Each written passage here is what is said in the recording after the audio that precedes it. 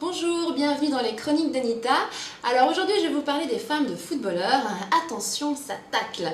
Et oui, depuis 3 semaines, eh bien, la planète tourne au rythme du ballon rond, tout le monde parle foot. Alors moi je vais m'y mettre à mon tour, mais pas de panique, attention, je ne vais pas vous parler tactique, équipe ou résultat, enfin même si je voulais, de toute façon j'y connais rien. Mais je vais vous parler d'une espèce un petit peu particulière, ce sont les femmes de footballeurs. Il y a effectivement dans la panoplie du joueur de foot les crampons, le short, le maillot, le club, les fans, les millions. Mais il y a aussi et surtout une épouse ou une petite amie. Alors certaines ont presque volé la vedette à leur mari durant ce mondial. Alors quelles sont les qualités que se doit de posséder une bonne épouse de joueur? Eh bien on va le voir à travers les activités et les centres d'intérêt de ces belles durant le mondial 2006. Alors premièrement, pour être une bonne épouse de joueur, il faut mesurer plus d'1,80 m et savoir se trémousser en 2 pièces 34 fillettes. On l'a vu notamment lors du défilé de lingerie qui a inauguré la Coupe du Monde le 7 juin dernier. Et parmi les mannequins qui présentaient les soutiens-gorge spécialement conçus pour le mondial, il y avait 3 femmes de joueurs. Il y avait notamment Alena Seredova, la compagne du gardien italien Buffon. Il y avait également Pamela Diaz, la compagne du joueur chilien Neira. Et puis la très belle Raika Oliveira, la compagne de Ronaldo. Voilà, vous pouvez admirer ces belles. Et en prime, je vous ai trouvé la photo de dos. Bon allez, on passe. Deuxième condition pour être une bonne épouse de joueur, aimer sortir et faire la fête. C'est le cas du mannequin français Alessandra Paraison, qui est la nouvelle petite amie de Ronaldinho. Cocorico, c'est une Française. Alors on les a vus régulièrement durant ce mondial en boîte de nuit. Il paraît également qu'ils ont passé des nuits dans des hôtels de luxe à boire du champagne, à faire des choses pas très catholiques. Enfin, il a la pêche, le Brésilien. Alors ça a été d'ailleurs le couple le plus médiatisé de ce mondial. On a pu lire en gros titre le couple Fashion Football ou le couple Destroy Chic, selon Edmundo. Les voilà tous les deux. Quel couple! Allez, on passe à une troisième condition pour être une bonne épouse de footballeur. Et alors c'est une condition sine qua non. Il faut être dépensière et le montrer au monde entier. Les championnes du monde dans ce domaine sont les petites Anglaises. L'Angleterre a d'ailleurs trouvé un surnom à ce groupe de femmes et de petites amies, de sœurs et de mères de joueurs.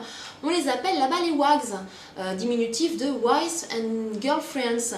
Et cette petite troupe qui est menée à la baguette par Victoria Beckham, eh bien elle se compose, alors pour les footeux, de Rooney, de Walcott, d'Ashley Cole et même de l'entraîneur Eriksson. Alors sachez que les WAGs terrorisent l'Allemagne. Durant ce mondial, elles ont en fait terrorisé les Allemands et les Allemandes avec leur tenue légère, leur longue virée shopping. Et alors pour l'anecdote, elles ont également terrorisé le directeur de l'hôtel où elles séjournaient, car elles exigeaient, figurez-vous, d'être approvisionnées en fake bec. Alors qu'est-ce que le fake bec? Eh bien c'est une sorte d'autobronzant très british, mais malheureusement pour le personnel de l'hôtel, introuvable en Allemagne. Mais quel manque total d'organisation quand même, ces Allemands, c'est fou ça! Sinon, bien les WAGs, chose importante, auraient dépensé la première semaine du mondial à Baden-Baden, la ville où s'entraînaient leurs époux. Elles auraient dépensé en à peine une heure plus de 80 000 € dans une boutique de luxe. Alors des achats bien évidemment indispensables, des lunettes, des chaussures, des vêtements. Bon, la patronne de la boutique a d'ailleurs déclaré dans la presse locale, avec un large sourire, on la comprend, j'espère que l'Angleterre restera longtemps dans la compétition.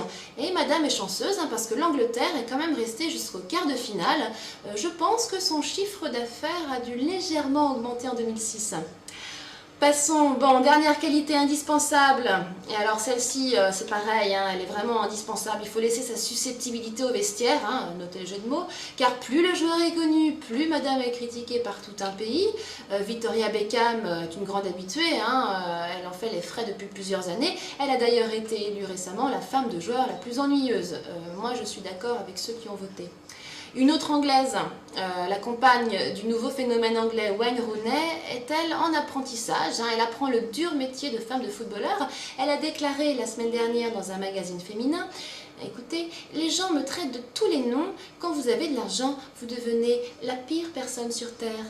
Pauvre petite Miss Rooney. Il faut dire qu'elle les cherche, hein, ces critiques. Elle n'était franchement pas obligée d'offrir à son amoureux ce petit cadeau, une Aston Vanquish à 180 000 livres, soit environ 285 000 euros. Bon, si cela ne suffisait pas, toutes ces jeunes femmes sont ridiculisées dans une série anglaise dont la première saison sort d'ailleurs en DVD. Elle s'appelle Femmes de footballeurs. Voilà, on voit la photo à l'image. Et alors, pour continuer avec les jeux de mots, eh bien la série ne se gêne pas pour tailler des shorts assez belles qui collent aux crampons des footeux. Voilà, et c'est un vrai Dallas sur gazon, hein. Mais en fait, les personnages sont à peine exagérés puisqu'on voit ces belles dépenser du matin jusqu'au soir en priant le bon Dieu pour que cela dure et que leur tendre époux soit toujours aussi performant sur le terrain. Série passionnante, hein. Donc voilà madame, si vous vous êtes reconnue dans ce portrait, eh bien vous avez toutes les chances, hein, de séduire un jour un footballeur et on vous verra peut-être dans 4 ans dans un stade pour soutenir votre mari lors d'une prochaine Coupe du Monde. Donc félicitations madame, hein, vous serez une vraie femme de footballeur, car on sait qu'en plus que c'est une vraie activité à part entière, hein, on l'a vu avec des qualités certaines. Donc pour conclure, il existe une activité encore plus futile que courir après un ballon rond, c'est bel et bien être une femme de footballeur. Mais bon, elles ne font de mal à personne, elles nous font bien rire. Et même si le foot est futile, eh bien nous, on regardera quand même, nous femmes, pas de footballeurs, mais femmes françaises, on regardera la finale dimanche soir, France-Italie, et on supportera les Bleus. Vous nous entendrez crier, messieurs. Bye!